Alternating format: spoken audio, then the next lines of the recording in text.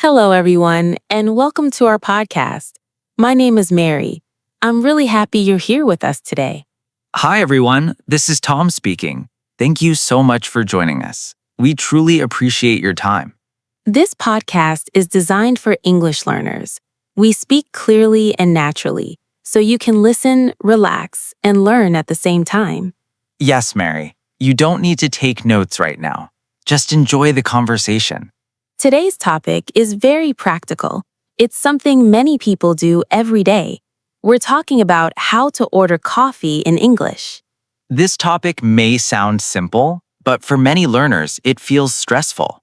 You walk into a coffee shop, you see the menu, you know what you want. But when it's your turn to speak, your heart beats faster. Your mind goes quiet. You worry about pronunciation. You worry about grammar. You worry about making mistakes. But here's the truth. Ordering coffee is one of the easiest conversations in English, and today we'll show you why. Coffee shop conversations are short. They follow a clear pattern. They don't change much. Once you understand the pattern, you'll feel more relaxed. You'll feel more confident. Think of a coffee shop like a friendly space. People are busy, but they are also patient. Baristas talk to many people every day. They hear different accents. They understand learners. So in this podcast, we won't teach you difficult grammar. We'll focus on real English. English you can use today. English you can use tomorrow. English you can use again and again. We'll guide you step by step, from walking into the café to saying goodbye with your coffee in hand. We'll talk about menus. We'll talk about choices. We'll talk about real conversations. And most importantly, we'll help you change your mindset. Because confidence doesn't come from perfect English. It comes from understanding the situation. So imagine this. You're standing in line at a café. You can smell fresh coffee. The place is warm. People are chatting quietly. You're next in line. Take a deep breath. Smile. You're ready. And don't worry, we're right here with you. In the next part, we'll talk about coffee menus and choices. We'll break them down slowly so you won't feel lost. Stay with us for part 2. Let's continue this journey together. We're now in part 2 of our podcast. I hope you're feeling relaxed and comfortable. Yes, if you're listening with a cup of coffee right now, that's even better. In this part, we'll focus on something many learners find confusing: the coffee menu. When people first see a coffee menu in English, it can feel overwhelming. There are many names and options. But the truth is, most menus are built in a very simple way. Once you understand the structure, everything feels easier. You don't need to understand every word. You only need to recognize the main ideas. Let's imagine you're standing in front of the menu board. You might see many drink names, but they usually come from a small group. Most coffee drinks start with espresso. That's the base. From there, milk, water, or foam is added. That's how new drinks are created. For example, an Americano is espresso with hot water. It's simple and popular. A latte includes more milk. The taste is smooth and gentle. Many people choose it as a daily drink. Cappuccino is similar, but the foam is thicker. Some people enjoy the texture. You may also notice drinks with chocolate or syrup. These are usually sweeter. They're easy to recognize. One important thing to remember is this: you don't need to rush. It's okay to take a moment to look. Baristas understand that people need time. If you're unsure, you can simply choose something familiar. Many learners start with a latte or Americano. They're easy to order, they're easy to explain. You can also point to the menu. That's completely fine. Communication is not only about words. The goal is clarity, not perfection. After choosing the drink, you'll usually be asked about temperature. This part is simple. It's usually just 2 choices. Hot or iced. That's it. You don't need a full sentence. A short answer works. For example, hot, please, or iced, please. Next comes size. This can worry some learners. But don't let it stress you. Small, medium, and large are enough. Even if the cafe uses special names, the staff will understand your choice. Some cafes ask about milk. If you don't have a preference, regular milk is fine. If you do have a preference, keep it short and clear. For example, soy milk, please, or no milk. Sugar is another common question. You might hear any sugar or how much sugar. You can say, no sugar, or just a little. These answers are natural. They sound clear, they sound confident. Making choices in English builds comfort over time. Each time you order, you become more familiar with the process. You start recognizing patterns. You know what question comes next. That's when stress disappears. You stop translating in your head. You start responding naturally. Ordering coffee becomes routine, just like in your own language. And that's the goal, to make English feel normal, to make it part of daily life. So in this part, we looked at coffee menus calmly. We talked about drink types, simple choices, and common questions. Nothing complicated, nothing scary, just real-life English. In the next part, we'll step into a full coffee shop conversation. We moved into part 3 now. This is where things start to feel very real. We're stepping into the coffee shop together. Imagine the door opening. You hear light music. You smell fresh coffee. There's a short line. People are holding cups. You're waiting your turn. When it's your turn, the barista usually starts the conversation.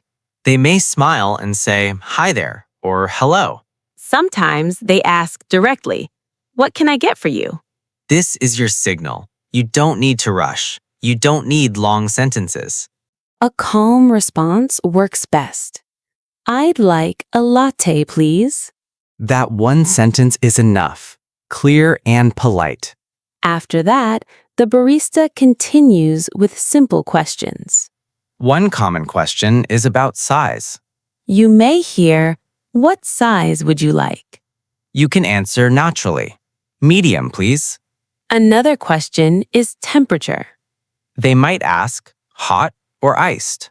Your answer can be short. "Hot, please." Short answers are normal in cafes. They sound natural.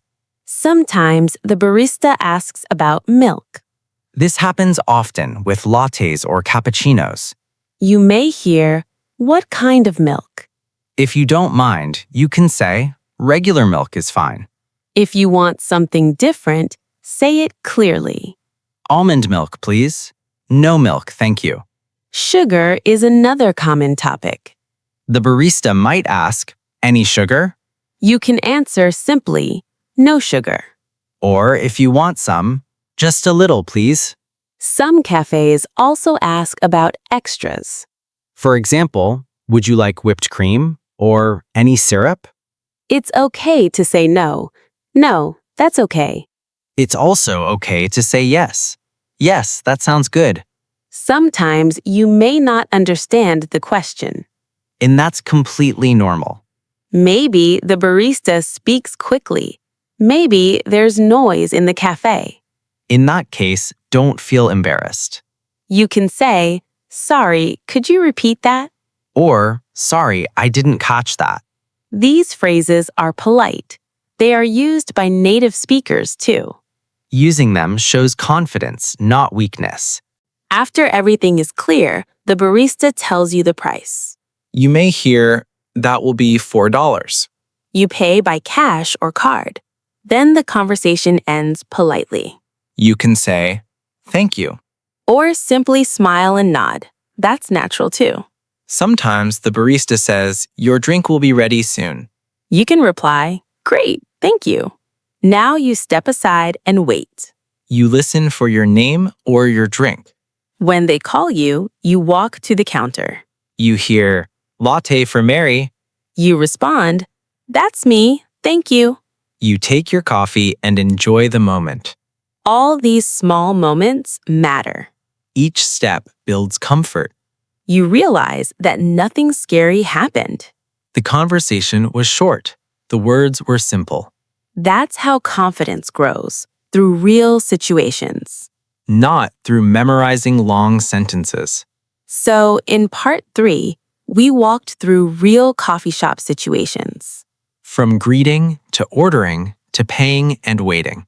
Everything followed a clear pattern. And once you know the pattern, ordering coffee feels easy. In the next part, we'll focus on sounding more natural and polite. Small language choices that make a big difference. Welcome back, everyone. We're now in part 4 of our podcast. This part is very important. It's about how you sound when you speak. Many learners know the words, but they still feel unsure. That often comes from tone and confidence. English in real life doesn't need to be perfect. It needs to be clear and comfortable. Let's start with politeness. In coffee shops, politeness matters more than grammar. Simple words can sound kind. Just adding one small word changes everything. For example, latte sounds a bit sharp. I'd like a latte, please, sounds friendly and natural. That one word, please, softens the whole sentence. It makes the interaction smoother. Some learners worry about long sentences. But short sentences are normal in cafes. People speak quickly and efficiently. You don't need to say, I would like to order a cup of coffee today. I'd like a coffee is enough. Native speakers prefer simple language. Sounding confident is not only about words. Your voice matters. Your body language matters. Speaking slowly helps clarity. Looking at the barista shows confidence. A small smile helps too. Even if your English isn't perfect, your attitude makes a difference. Sometimes you want to change something, This can make learners nervous. but requests can be simple. For example, less sugar, please. Or no ice, please. You don't need explanations. Short requests are common, Mistakes happen. Orders get mixed up. and that's okay. If the drink is not right, you can speak calmly. You can say, sorry, I think this was supposed to be hot. Or, excuse me, I ordered a latte. Being polite keeps the situation comfortable. Some cafes are busy. There may be people waiting behind you. This can make you feel rushed. But remember, the barista is focused on helping you. Take your time. Speak clearly. Rushing often causes more stress.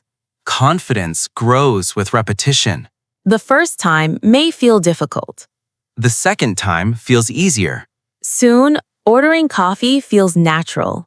You stop thinking about English. You just communicate. In this part, we focused on how to sound natural. We talked about politeness, tone, and confidence. Small changes make a big difference. In the final part, we'll reflect on the journey. And now, we're at the final part of today's episode. Time really goes fast when you're enjoying a good conversation. Today, we talked about something simple but very useful in daily life. Ordering coffee in English is a small skill with a big impact. We started with basic expressions. Then, we talked about menus and choices. We practiced real conversations that happen in coffee shops. And we focused on sounding polite, natural, and confident. All of these pieces work together. Ordering coffee is more than buying a drink. It's often one of the first conversations people have in English. It happens in airports, offices, and cities around the world. When you can do this comfortably, you feel more independent. Don't worry about making mistakes. Mistakes are part of learning. Every conversation helps you improve. Even a short order builds experience. Confidence grows step by step. The next time you go to a cafe, try using English. Start small. Keep it simple. Listen to how people respond. That's real learning. Thank you for spending your time with us today. We truly appreciate every listener. If you like this podcast, don't forget to subscribe to Podcast English Talk and feel free to share it. And keep practicing your English every day. This is Mary signing off. And this is Tom saying goodbye. Until next time, enjoy your coffee. And enjoy your English journey. Bye, everyone.